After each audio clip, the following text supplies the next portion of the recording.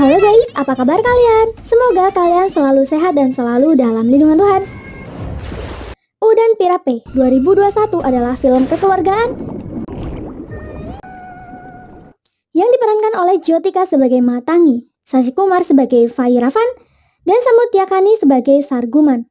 Film ini bercerita tentang keluarga Matangi, di mana kakaknya bernama Vairava, seorang don kaya raya yang sering menghajar penjahat.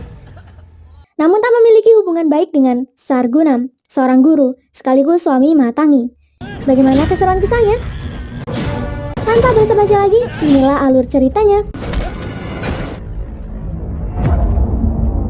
Adegan dimulai, di mana seorang petani diintimidasi polisi karena traktornya hilang dan sudah menunggak cicilan 3 kali. Namun Maragat Vali, istri Vairava, akan menanganinya. Di saat yang sama, debt collector menyuruh anak buahnya membunuh Vairava yang berani mencuri 5 traktor yang hendak dikirim untuk anggota MLA. Namun di perjalanan, mereka tak sengaja menabrak anjing kesayangan Vairava. Vairava tersulut emosi dan menghajar mereka tanpa mengetahui kedatangan mereka untuk membunuhnya.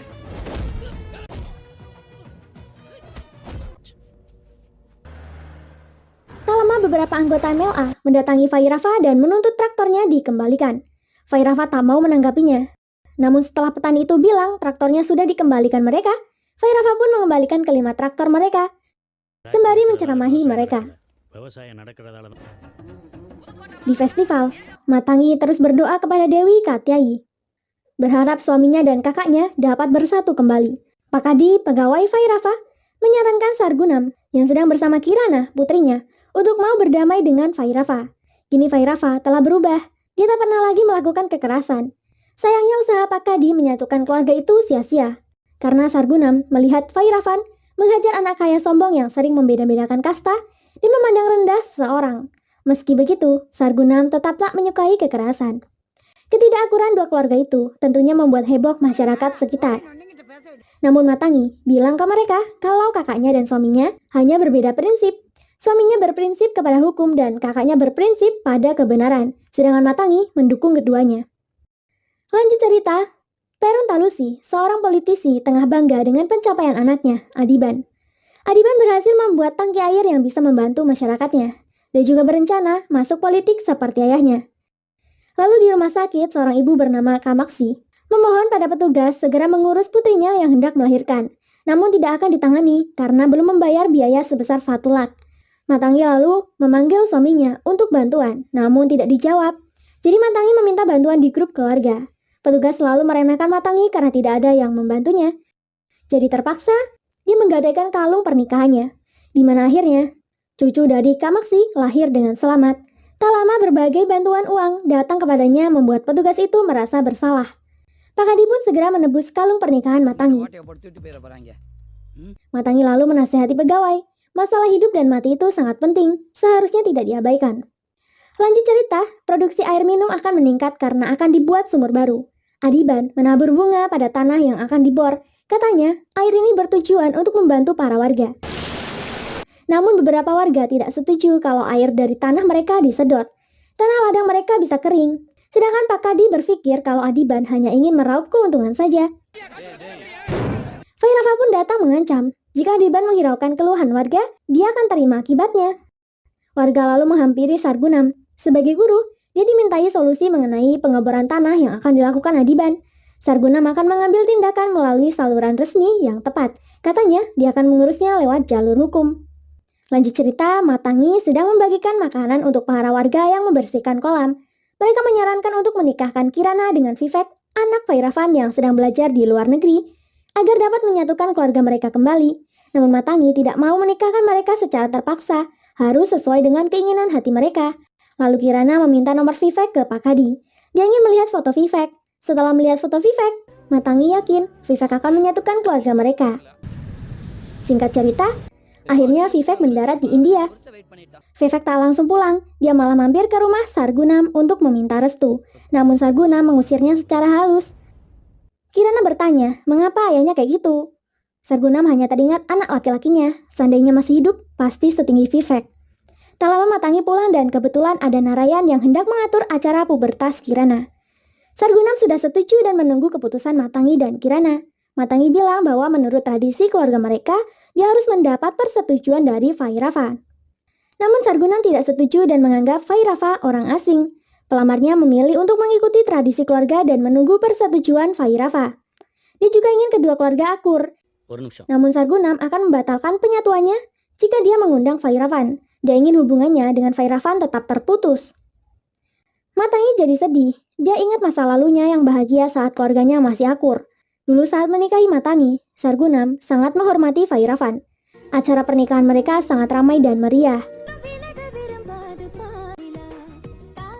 Saat Matangi sudah tinggal bersama Sargunam, dia rindu Vairavan. Sargunam peka dan mengundang Vairavan untuk datang. Karena istrinya menangis tanpa henti semenjak kepergian Matangi, Vairavan meminta izin ke Sargunam untuk tinggal bersama mereka. 2 tahun kemudian, anggota-anggota MLA datang ke rumah Vairava dan membicarakan tentang kekuasaan Vairava. Mereka ingin mencarikan pengganti Don baru karena 5 tahun semenjak Vairava menikah, dia belum mempunyai keturunan untuk ahli waris. Vairavan tidak mementingkan ada atau tidaknya anak. Lagi pula Matrangi sudah dianggap sebagai anak sendiri untuk menjadi ahli warisnya. Namun lagi-lagi dikritik karena Matangi juga tidak punya ahli waris. Maragata angkat bicara. Dia tidak keberatan jika Vairava menikah dengan wanita lain untuk menemukan ahli waris, asalkan jangan menyakiti hati Matangi. Matangi lalu menjalani ritual dan berdoa kepada dewa agar dia dikaruniai anak, namun dia ingin kakak iparnya hamil terlebih dahulu. Akhirnya Maragata berhasil hamil dan melahirkan seorang jagoan bernama Vivek. Tak lama Matangi pun dianugerahi bayi kembar, laki-laki dan perempuan bernama Kirana dan Bharati. Mereka tumbuh bersama Pakadi, anak pembantu Vairava yang sudah dianggap sebagai anaknya sendiri. Saat kecil, Vivek sudah bercita-cita menjadi pilot, sedangkan Bharati malah ingin menjadi seperti Vairava, seorang jagoan yang memukuli orang jahat. Mendengar hal itu, Sargunam kesal. Vairava mendekat, di mana Sargunam sangat kecewa dengan keputusan anaknya itu. Padahal dia ingin Vairava berubah, tapi anaknya malah ingin seperti Vairava. Di hari persembahan dewa,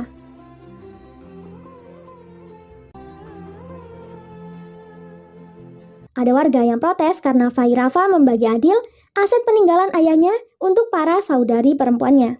Dia mengancam Vairava akan kehilangan anaknya. Bharati tak terima pamannya mendapat penghinaan. Vairava menggendong Bharati. Namun Sargunam mendebat Vairava yang ikut campur masalah aset orang lain. Biarlah hukum yang akan mengurusnya sendiri. Lalu saat Vivek dan Bharati sedang bermain dengan teman-temannya, Selvaraju tiba-tiba memukul Vivek karena menang. Bharati tak terima dan Vivek berusaha menahannya. Namun Bharati tetap mengejarnya. Tak sengaja Bharati terpleset ke dalam sumur. Kebetulan Matangi sedang lewat. Dia melihat Vivek ikut lompat ke sumur untuk mencari Bharati. Matangi segera masuk menyelamatkan mereka.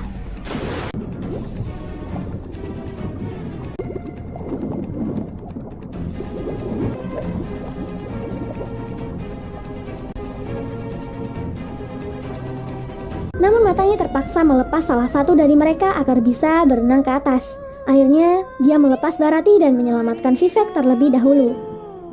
Esoknya, Bharati sudah tidak bernyawa. Semua orang bersedih.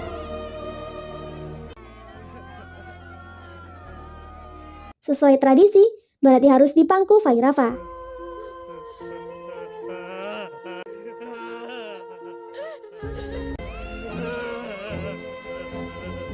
Saat hendak melakukan ritual, Sargunam menghentikannya. Dia menuduh kalau Vairava lah yang membunuh anaknya dan menjadikannya korban didikan tidak benar. Dia tak ingin putrinya jadi korban selanjutnya, sehingga Sargunam membawa jasad Bharati keluar.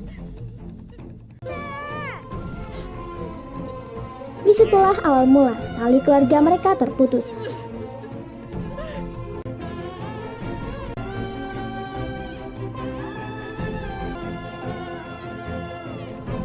Kembali ke masa sekarang, Naraya memberitahukan keluarga Vairava tentang ritual pubertas Kirana yang akan dilakukan 2 hari lagi. Maragata tak ingin datang. Dia tak sanggup menghadapi penghinaan. Namun Vairava tetap akan datang dan menjalani tanggung jawabnya sebagai paman. Naraya malah khawatir. Sargunam tidak ingin Vairava hadir. Jika hadir, acaranya akan dibatalkan. Singkat cerita, hari puberti pun datang.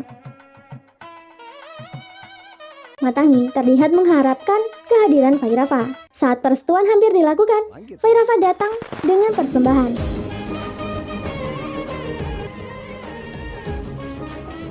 Tetap saja Sargunam tidak setuju dan mengusir mereka. Sehingga terjadilah keributan di antara tamu yang menyayangkan perilaku Sargunam. Sampai ibu ini angkat bicara. Dia berusaha memberitahu bahwa ikatan keluarga sangat berharga.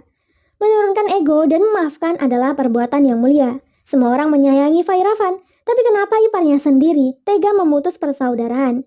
Dia sudah menganggap Vairavan seperti sepupunya sendiri dan mengundangnya segera masuk.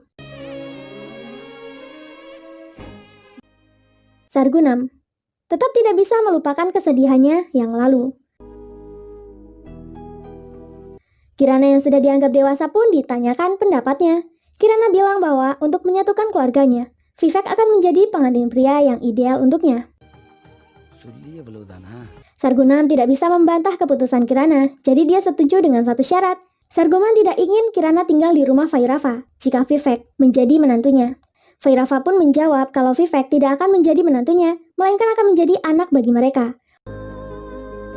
Oleh karena itu, acara pun akhirnya berjalan dengan lancar.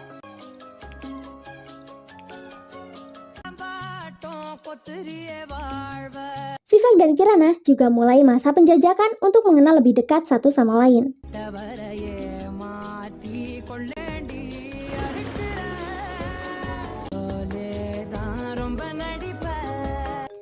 Suatu hari, Vivek menelpon ingin bertemu dengan Kirana di kuil aman. Tapi Kirana berbohong sama ayahnya kalau dia ingin bertemu dengan teman sekelasnya dahulu. Ayah mengizinkannya pergi, asal Pak Kadi ikut mengawal. Matangi memberikannya selendang. Dia tahu anaknya akan bertemu Vivek diam-diam. Kirana iseng. Dia meninggalkan Pak Kadi di jalan dan akan menemui Vivek sendirian.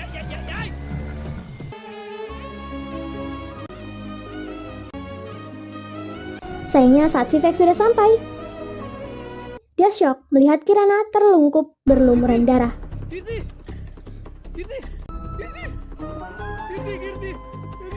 Kirana langsung dilarikan ke rumah sakit dan dioperasi. Membuat semua orang mengkhawatirkannya. Akhirnya operasi berjalan dengan lancar dan Kirana selamat.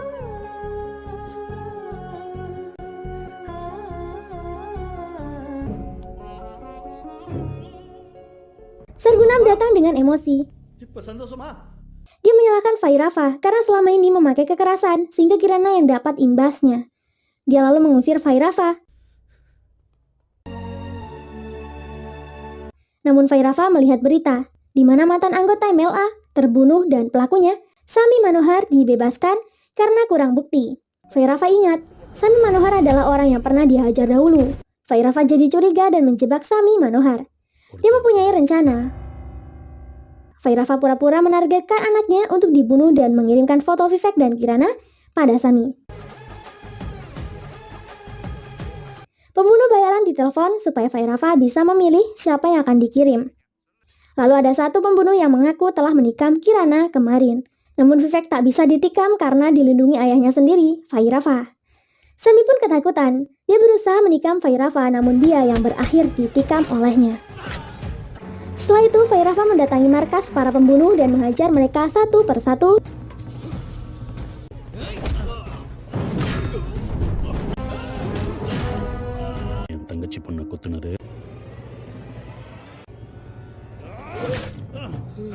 Dan menyelamatkan Vivek.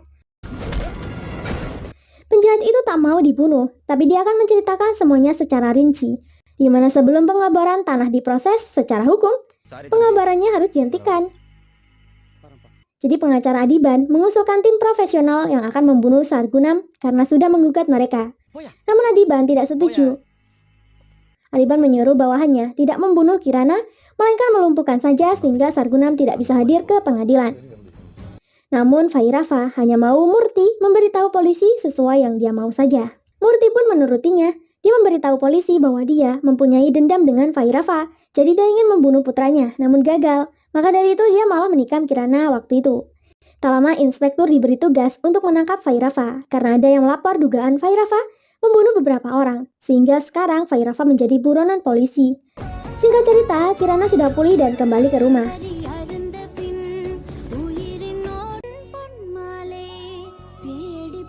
Sedangkan Vairava hanya pergi mondar-mandir tanpa tujuan dan banyak merenung. Di sisi lain, lubang yang dibuat Adiban memakan korban kambing ternak jatuh ke sana dan mati. Pemilik kambing itu protes kepada Adiban, bukan untuk minta kompensasi, melainkan menyuruhnya menutup lubang untuk keselamatan ternak, bahkan manusia lainnya. Namun Adiban dan pengacaranya tetap akan mengeber tanah dan membuka lubang itu. Adiban jadi ingat, dulu dia pernah meniru paksa anak pengacaranya sendiri dengan membuat wanita itu tidak sadar sudah pernah dinodainya.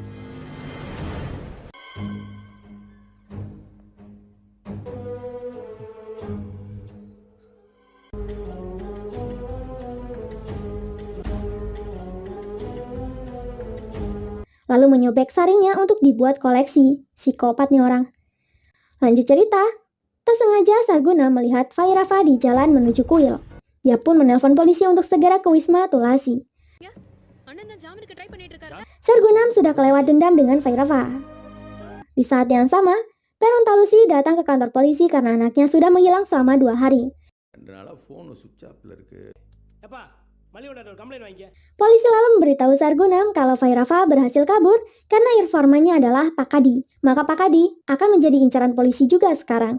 Sesampainya di rumah, Pak Kadi datang meminta makanan karena dia sangat kelaparan. Sargunam diam-diam menelpon polisi dan polisi pun datang menangkap Pak Kadi. Pak Kadi sangat kecewa dengan Sargunam. Dia sebenarnya sudah ada kecurigaan, namun terbutakan dengan rasa laparnya. Pak Kadi dibawa ke kantor polisi dan dihajar.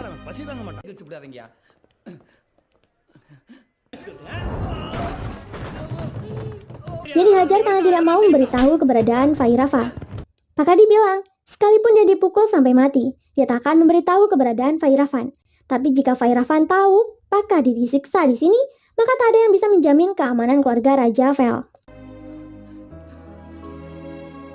Tak lama, Vairava menelpon. Dia menyuruh Raja Vel membebaskan Pak Kadi, dan dia akan kembali ke rumah selama 10 menit. Namun saat polisi datang ke rumahnya, banyak warga yang menghalanginya.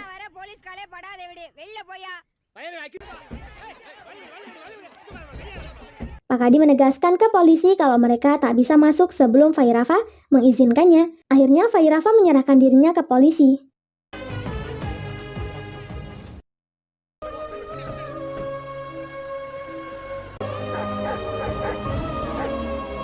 Raja Vel lanjut meminta Perontalusi membawa saksi kuat agar Vairava tak bisa dibebaskan. Namun semua saksi yang disiapkan polisi malah berlari ketika mendengar nama Vairavan. Meski begitu, Raja Vel tahu ada satu orang yang akan membantunya, tak lain Sargunam. Perontalusi datang menghampiri Sargunam dan meminta bantuannya untuk bersaksi. Namun Sargunam pun mengaku tidak tahu. Perontalusi bilang, jika tidak ada saksi yang datang di kasus Vairava, dia akan menjual semua asetnya dan menghancurkan garis keturunan Vairava.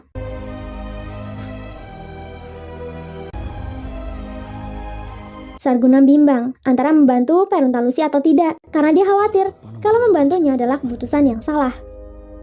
Namun Sargunam akhirnya memilih untuk menjadi saksi ke kantor polisi. Raja Vel bilang sudah terlambat karena Perontalusi telah mencabut kasusnya. Sargunam pun mendatanginya. Perontalusi bilang, Adiban sudah ditemukan. Tapi Sargunam tahu kalau Perontalusi berbohong. Perontalusi pun jujur. Kemarin Matangi mendatanginya dan memberitahunya apa yang terjadi. Matangi juga mendatangi Adiban dan menanyakan keberadaan Vairava. Namun Matangi dijebak Adiban di dalam ruangan itu.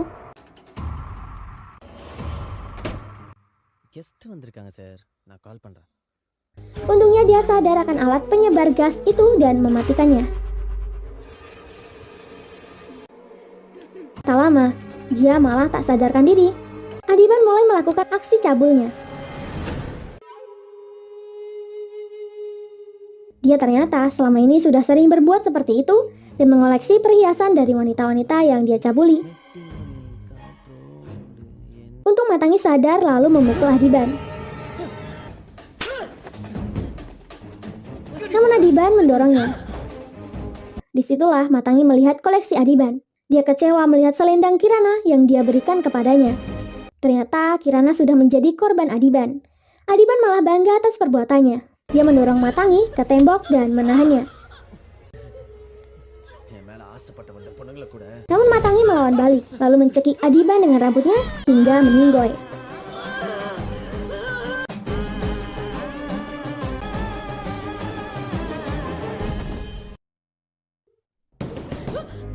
Lalu datanglah Vairava.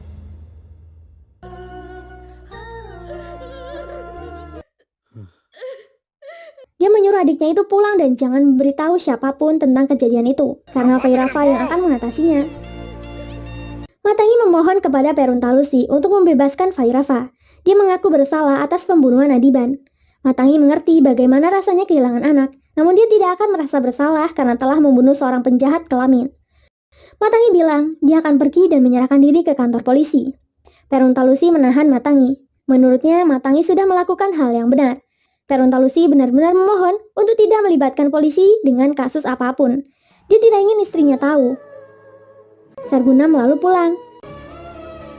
Sesampainya di rumah, dia memeluk Kirana dan berkata bahwa Matangi adalah Dewi. Sargunam tidak memiliki alasan lagi untuk menyimpan benci kepada Vairava yang sudah rela menjadi bersalah atas kejahatan Matangi. Akhirnya Sargunam dan keluarganya akan tinggal bersama Vairava dan mencoba kembali hidup akur bersama bahagia. Di sisi lain, Peruntalusi bersedih karena Adiban yang sudah meninggal. Dia menutup lubang di mana jasadnya ada di lubang tanah yang dia buatnya sendiri. Dan film ini pun selesai. Terima kasih buat kalian yang sudah support channel ini. Jangan lupa tinggalkan like dan saran kalian di kolom komentar. Sampai jumpa di alur cerita berikutnya. Terima kasih.